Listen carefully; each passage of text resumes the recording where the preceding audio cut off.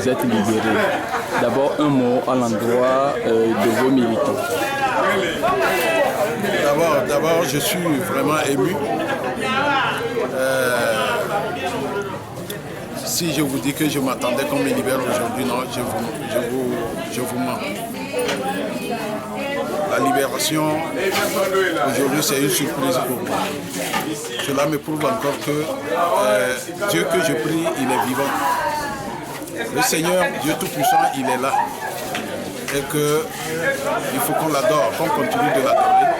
Parce qu'il a dit de l'invoquer. Le jour de notre détresse, il interviendra. Et aujourd'hui, Dieu a intervenu pour moi. Il m'a sorti. Qu'il soit glorifié. Secondo, je voudrais remercier toute la population togolaise. Parce qu'à un certain moment donné, j'ai senti que je n'étais pas seul. J'ai senti vraiment que je n'étais pas seul. Et les visites que je recevais, les diverses visites que je recevais, chaque week-end à la prison. Malgré la distance, les gens ont quitté Kara, Dapan, Lomé pour me rendre visite tout le temps que j'ai passé à Takane. Même au moment où j'étais à Mango, les gens ont quitté Lomé même pour me rendre visite à Mango. Cela prouve que je ne suis pas seul. Je voudrais aussi remercier tous les Togolais de la diaspora des États-Unis, du Canada, de la Belgique et de la France, de l'Allemagne et de la Suisse. Je voudrais les remercier du fond du cœur pour tout ce qu'ils ont fait hors de nos frontières pour que ma libération soit possible. Je voudrais aussi avoir une pensée envers nos militants qui sont actuellement incarcérés parce qu'ils ont osé venir m'assister, me soutenir le jour où je devais rencontrer les juges de la chambre d'accusation de la cour d'appel de Lomé. Je voudrais qu'ils se disent que je suis avec eux et que je serai avec eux, je ferai tout aussi pour qu'ils soient libérés. Je veux remercier aussi tous les Togolais de tous bords, parce qu'il est temps qu'on se réconcilie au Togo. Il est temps que chacun mette de côté les rancœurs pour qu'ensemble, qu'on soit ensemble pour que notre pays change. Notre pays change radicalement dans la gouvernance, que notre pays change sur tous les plans, que les mentalités changent, que ceux qui sont au pouvoir n'aient pas peur de ceux qui sont dans l'opposition, vice-versa, parce que les gens qui sont au pouvoir ont besoin d'une opposition qui les amène à se corriger. Et que ceux qui sont au pouvoir, qui se disent que demain, les opposants peuvent être aussi au pouvoir. Voilà, c'est ce que nous recherchons pour notre pays et cela nous a coûté la prison. Quel que soit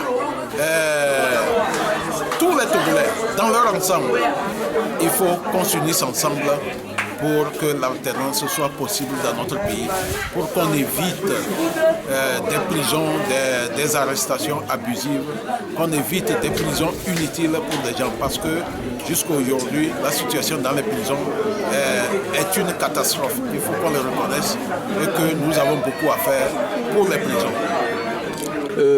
Est-ce que vous regrettez l'interview que nos collègues de la Légende FM ou nos confrères de la Légende FM vous ont accordé en ce temps? Non, je ne le regrette pas. Je ne le regrette pas. J'assume mes propos. Je sais pourquoi je l'ai dit. Ceux qui m'ont compris ont compris. Ceux qui ne m'ont pas compris, je pense que demain, ils vont me comprendre. Vous savez, les gens ont interprété à leur manière ce que j'ai dit. Ce que je n'ai pas dit, c'est ce que certains ont commenté. Certains ont dit. Même le chef d'accusation qu'on m'a attribué, c'est ce que je n'ai pas dit. Voilà. Et je pense que la Constitution même nous permet, dans notre pays, un citoyen lambda peut prendre position ou peut dire quelque chose sur la gouvernance de son pays. Je pense que la Constitution nous l'autorise et c'est au vu de cela que j'ai eu à tenir ces propos. Parce qu'en ce moment, c'était la colère généralisée. Il y avait un mort. Celui-là, il est mort en détention. Cela a suscité les colères. Donc, on était vraiment au bord de l'affrontement à grande échelle. Alors, il fallait anticiper pour appeler la Grande Muette à anticiper sur les événements. Voilà, donc je n'ai pas demandé qu'on fasse quelque chose autre, mais à un certain moment, la Grande Muette doit protéger la nation. C'est pour ça que j'ai tenu ces propos. Alors si on vous posait la même question aujourd'hui, vous allez répondre de la même manière? Peut-être que je vais l'améliorer. Je vais l'améliorer pour que les gens comprennent exactement mes idées. Voilà. À un certain moment aussi, comme vous le savez, la population et la Grande Muette, il y a trop de méfiance. Cette méfiance est entretenue par certains Togolais. C'est ce que nous ne voulons plus. Il faut que nous tous, nous soyons en synergie pour construire notre pays.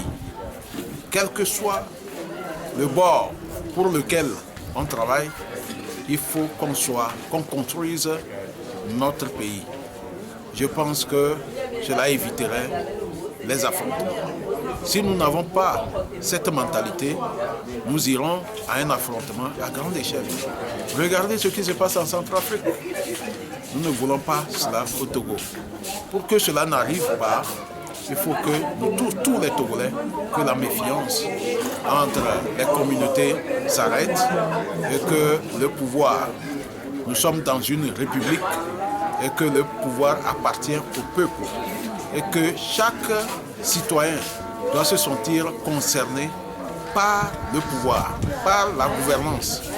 Donc le pouvoir appartient au peuple et c'est le peuple qui donne le pouvoir.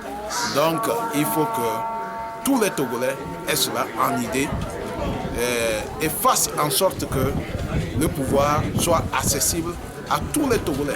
Que le paysan qui est dans sa ferme rêve aussi que son fils peut être président demain. Voilà les idées que nous sommes en train de défendre et que le pouvoir peut aller dans n'importe quelle partie du Togo.